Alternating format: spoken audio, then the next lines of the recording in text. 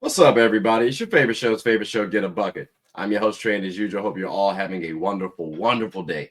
Today, we're going to talk about what's a soft NBA player. But before we do that, make sure you hit that like and subscribe button, comment, and tell anyone about the show. I'm trying to get the ratings up a little bit, just a little bit. But like I said, today we're going to talk about what's a soft NBA player. And this whole conversation actually spurred from me listening to Brandon Jennings, and he said Jason Tatum is a soft NBA player.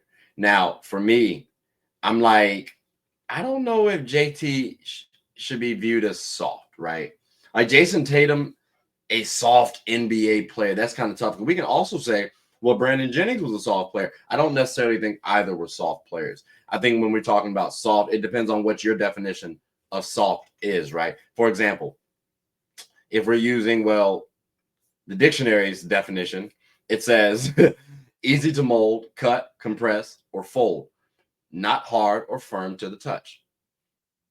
Second definition says having a pleasing quality involving a subtle effect or contrast rather than sharp definition.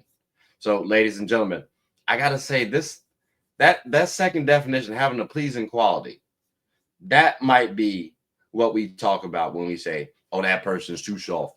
Because again, the physicality aspect, that's what we think about when we think tough players. Soft is obviously the opposite of tough. So again, JT, he does he does look like a nice guy. So maybe that's what does it for soft players. Like let's use another example, like Paul George, right? We've heard Paul George, Joel Embiid, Anthony Davis, Ben Simmons. I've even heard Scottie Pippen, Jamal Murray, Andrew Bynum. These players have been viewed as soft, right?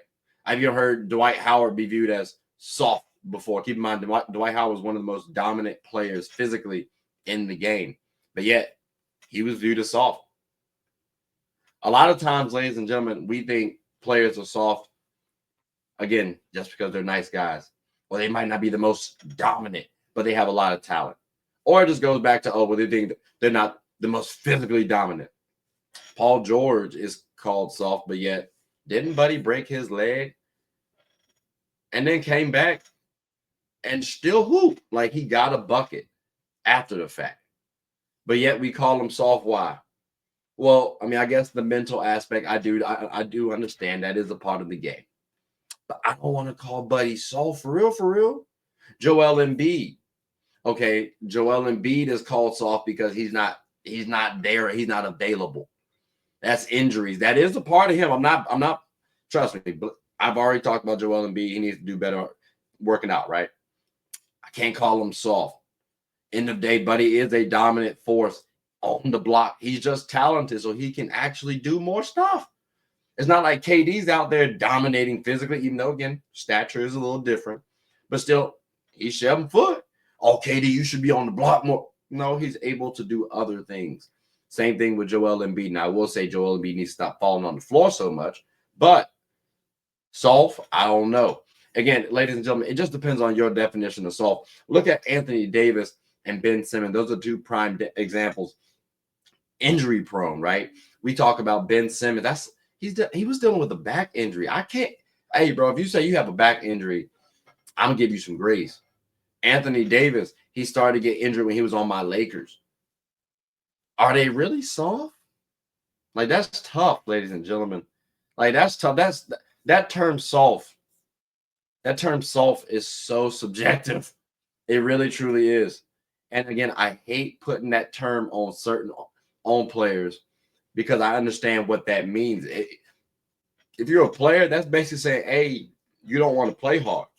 And my definition of soft is you shortchanging your team, your fan base, yourself. Because let's be honest, everybody's not going to give 100% effort every game.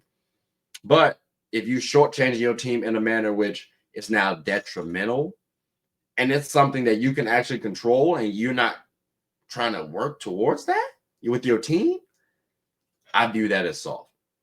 That's me personally. Because everybody's play style is different. Not everyone's going to be physical. I can't say Steph Curry is the most physical player. Anthony Edwards is more physical. Does that mean Steph Curry's less tough than Anthony Edwards? I think that might be tough to say. So again, ladies and gentlemen, just because we're talking about physicality, let's not say that's soft. Now, that's your definition. Cool. I get it. But that's not my definition personally.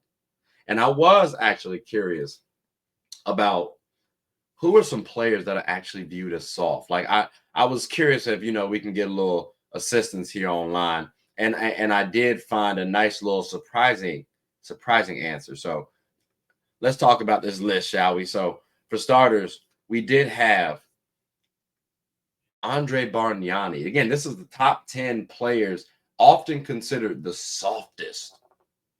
Andre Bargnani was number 1. Vince Carter at number 2. That sounds stupid as hell. Like, I'm sorry, that sounds crazy. I get he injury prone if that's your case, but he played 22 years. Like, I can't say he's soft. I don't know where that even came from. This is just showing you can't trust sources everywhere. Pau Gasol. Keep in mind, Buddy was called Pau Gasol. What was that? 08, right? When he was with us. After that, he turned the corner because we won that championship. Then in 2010, I think it solidified, hey, he not a pun. You know what I'm saying? Like Pau, cool. But he did have that moment where he was called Pau Gasol. But you are able to change that moniker if you do get labeled that, ladies and gentlemen. So I do want to keep that note. So I appreciate Pau being on this list because that was fair. But again, I don't know if he was called soft when he was on the Grizzlies. Maybe more eyes was on. But let's talk about Kwame Brown, though. Dang, I didn't think Kwame was soft until you listen to people like MJ, I guess, Gilbert Arenas, people like that, I guess, mentally, right? But Kwame, you just typically heard, hey, buddy wasn't that good to be a number 1 pick. That was the knock on Kwame. So that's a little interesting. Charlie Villanueva, ladies and gentlemen. That's an interesting one right there. Perceived as soft due to lack of physical play and on-court demeanor. That's interesting. T-Mac. Effort and leadership questioned. Criticized for being a poor practice player. Well, look, based on my definition, ladies and gentlemen, that would be viewed as soft if that's the case. Got to be fair. Chris Bosh, often labeled as soft due to perceived lack of toughness and physicality. Keep in mind, Chris Bosh played the 5 when he was supposed to be a 4 on that Heat team. He took a lot of slack, and he removed his ego from the team. Chris Bosh is not soft at all whatsoever. I refuse to acknowledge that. I understand why some people might troll him when they say that, but I don't view Chris Bosh as soft at all whatsoever. Kyle Korver, criticized for poor defense and perceived lack of physicality. I can't call Buddy soft. I'm sorry, dog. He was tough. He was tough for me. And Mike Dunleavy, there's no way in the world we're calling Mike Dunleavy soft. Yeah, ladies and gentlemen, I hope y'all are realizing you cannot trust all sources online, but you can at least trust me to be fair. I promise you. But again, I'm curious what y'all think the term soft is. I'm really curious because based on the listen that I just read, based on the definition that I just gave, I got to hear y'all answers. So that's all we have for today. Thank you all for listening. Please make sure to like, subscribe, comment, tell anyone about the show. My name is Trey. I'm the host of Get a Bucket. Hope you all are having a good one. Take care.